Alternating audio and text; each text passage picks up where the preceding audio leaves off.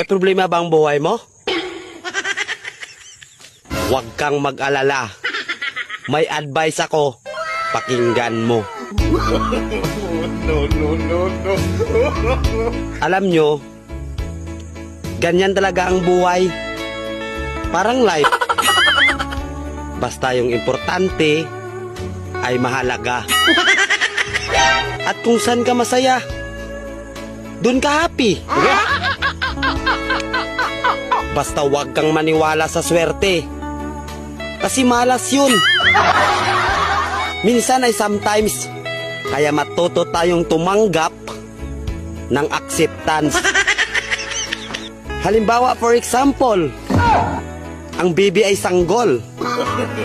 So kung di mo intindihin, you don't understand. Basta kaibigan, lagi mong tatandaan that wherever you go are there. At the end of the day, ay gabi na.